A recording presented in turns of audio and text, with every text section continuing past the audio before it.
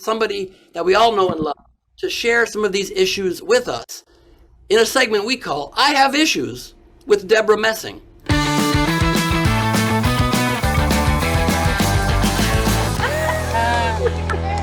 right. I like that. How you doing, Ben? I'm pretty good. How are you? I'm doing great. I'm fired up, especially after hearing Rosario talk. I mean, you know, it really is exciting. That's right. Vote. I see that T-shirt. You know, our voice is our power, and what we can do tomorrow is really, really exciting. Like what Rosario was talking about. There are 11 bills that the House passed that are still sitting on McConnell's desk, just not being addressed and not being brought up for a vote. If we get 4 more senators, then we can pass them. And I'm just going to tell you 5 of the bills that we could pass, and if Biden wins, would go to become law.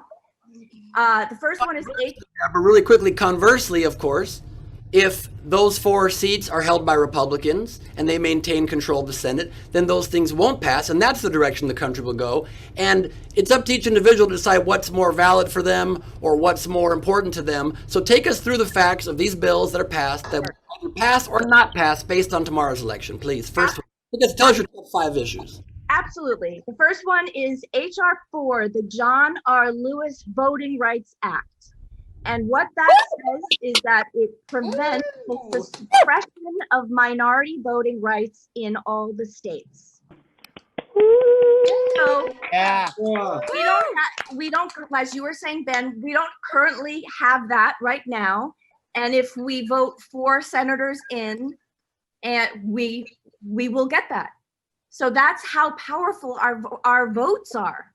I mean, that it's a matter of having it or not having it. The next one I'd like to highlight is HR5, the Equality Act, which prevents discrimination of any kind based on sexual identity. You! That one's dear to my heart. Just to be clear on all these issues, again, no one's message here is to promote one party or another. It's about ideas, and it's about human values and human rights. And that's just the reality of it. So there's nothing wrong with sharing facts and let people decide as they may. That's very important, right?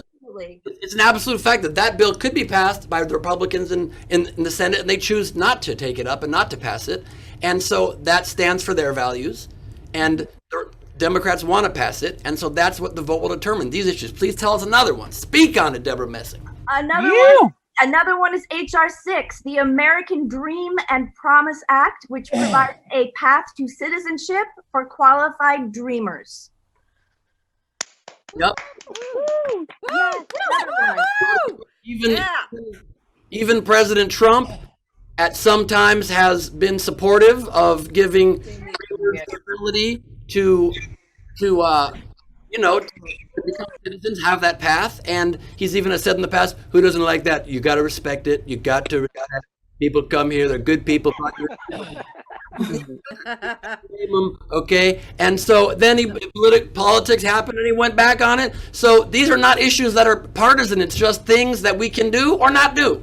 Yes. Debra, please. That's right. And then we have the Paycheck Fairness Act, which is HR7, which mandates equal pay for women in the workplace.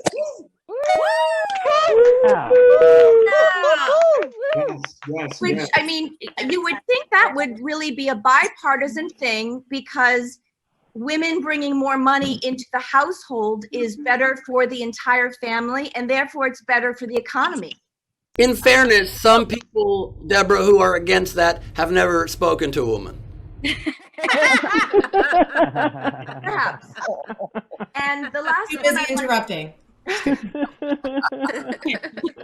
And the last one that I'd like to highlight is HR8, the bipartisan Background Checks Act, which mandates background checks for all gun purchases.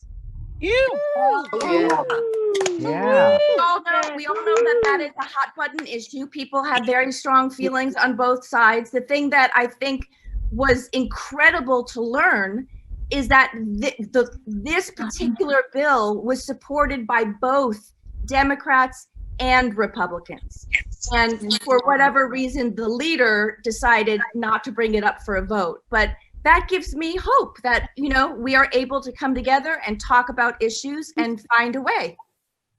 And over 90% of the American public is in support of strengthening background checks. So you can't say that's partisan. That's just, it's caught up in some lobbying stuff. There's money that's making our Congress people not be able to pass stuff that the American people want. As Jennifer Lawrence talked about, what we want makes a statistically insignificant effect on what actually happens.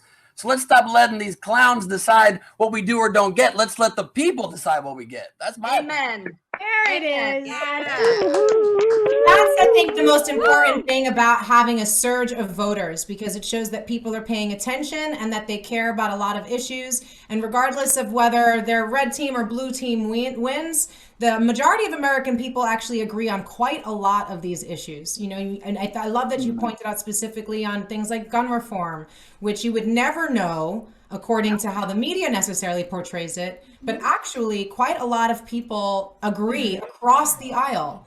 And so that's the kind of, this is, I think, why this telethon is so critical and important, is that we are really focusing and centering the voter and saying that what you care about, no matter how this election goes, matters and should be moved upon. And that's why it's so critical. The state legislatures, the senators, the Congress people, all of it gets voted upon so that we can start having real debate and have some real traction on these issues, state by state, city by city, nationwide. And that's the possibility that we have right now, which is really, really awesome. It looks like a sandwich. I can't really do it good. It's a hard sandwich on us. I was sending a heart to Rosario. I'm